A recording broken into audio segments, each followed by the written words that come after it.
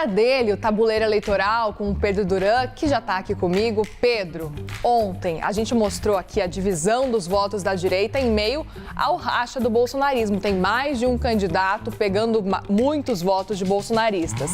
Só que no campo da esquerda, os candidatos apoiados pelo presidente Lula também vivem essa fuga de votos. Tá meio confuso o negócio por lá também, né? Exatamente. Em várias cidades brasileiras, o candidato escolhido pelo Lula não tem a mesma quantidade de votos do que aquele que rivaliza com ele. Vamos começar em Campo Grande, mostrando o primeiro duelo do tabuleiro eleitoral de hoje, que é de Rose Modesto, do União Brasil, e Camila Jara, do PT. Disputa feminina. E aí, Muriel, é importante a gente lembrar que os dados que a gente utiliza para poder basear esses duelos são dados da última pesquisa Quest, que mostra como estão se comportando os eleitores de Lula em 2022 nas eleições de 2024. No caso de Campo Grande, Rose Modesto tem 37% dos eleitores que votaram em Lula em 2022, neste ano de 2024.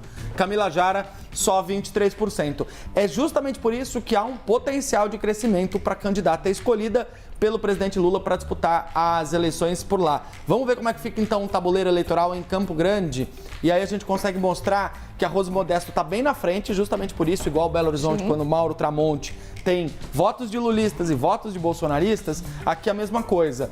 E a Camila Jara está lá atrás, com 5% ainda, não conseguiu decolar. E é a candidata do presidente Lula, aí, com 5%. Exatamente, a candidata do Lula não conseguiu avançar, ainda está com dificuldade. Isso pode mudar com a campanha eleitoral, com a televisão? Pode mudar.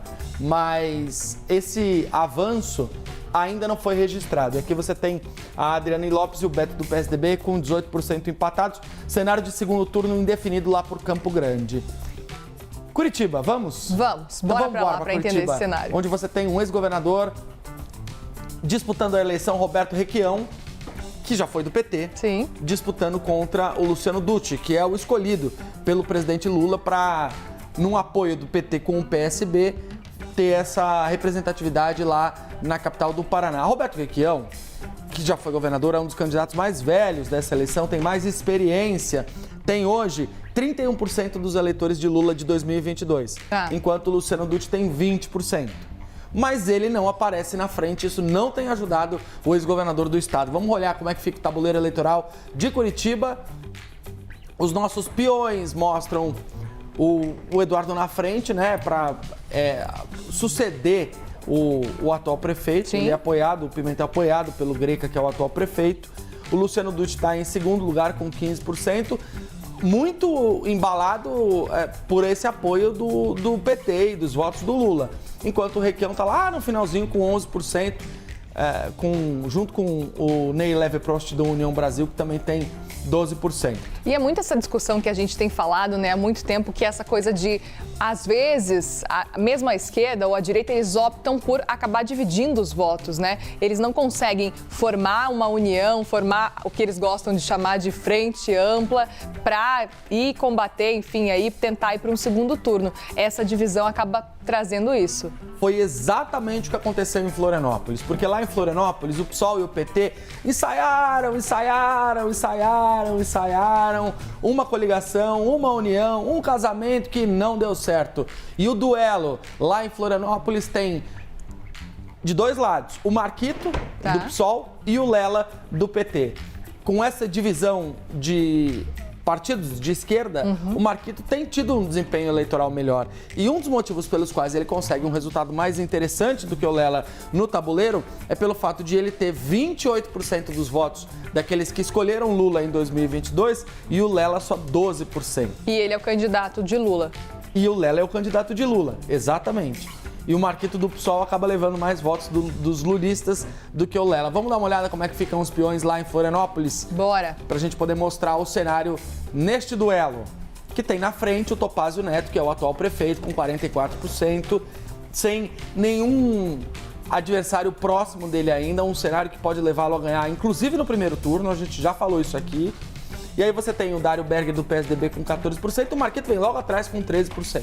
Mas é interessante, né? Se o PT e o PSOL conseguissem essa união que a gente estava comentando há pouco, eles poderiam pelo menos conseguir uma vaga meio que garantida já num segundo turno, talvez com Topázio. E aí você percebe como essa estratégia de dividir as chapas, pode acabar atrapalhando os votos. E aí é muito curioso, Muriel, por causa do seguinte, muitos partidos decidem fazer o que o Lela fez ou o que o Marquito fez, porque tendo um candidato para prefeito, você pode impulsionar uma chapa de vereadores. E aí, consequentemente, você pode ter uma vantagem na hora de eleger sua bancada. Porque derrotar o atual prefeito de Florianópolis não é uma tarefa fácil, ele é bem avaliado, ele está na frente. Vamos agora terminar. O último duelo é João Pessoa, onde a gente tem o Cícero Lucena e o Luciano Cartacho. Cícero e o Luciano lá em João Pessoa. E, claro, há uma diferença aqui. O Cícero tem 59% dos votos dos eleitores de Lula e o Luciano apenas 18%. Veja a diferença de E o Luciano é o apoiado pelo presidente Lula. Pelo presidente Lula. Isso é impressionante. Vamos dar uma olhada no tabuleiro lá em João Pessoa, capital da Paraíba. E olha lá, o prefeito Cícero Lucena, 49% na frente. Você tem o Luciano Cartacho do PT aqui com 12%, né? Ele que é do partido do presidente Lula, não conseguiu ainda avançar. O Rui do Podemos com 11% e o Marcelo Queiroga, um ex-ministro aí também. Que é ex-ministro de Jair Bolsonaro com 7%. Isso dá a dimensão, Muriel, como a gente mostrava ontem, de que o racha não é só na direita. Não. O racha também é na esquerda. Não é exatamente uma briga, mas é claramente uma divisão de votos. Aquele eleitor que escolheu Lula ou que escolheu Bolsonaro não está necessariamente seguindo as orientações daquele que elegeu em 2022, daquele que votou em 2022 para as eleições municipais desse ano. E é por isso que quando a gente fica lá no começo da campanha, pré-campanha ainda falando quem que vai apoiar quem que vai sair com quem, as pessoas ficam, mas isso a eleição nem começou ainda. Isso, no fim das contas, traz resultado. E o Pedro traz muito bem no tabuleiro eleitoral. Esse é o cenário. Se você decide dividir, por exemplo, os partidos, pode acontecer esse cenário. Divisão de votos. Obrigada, Pedro. Valeu, Muri.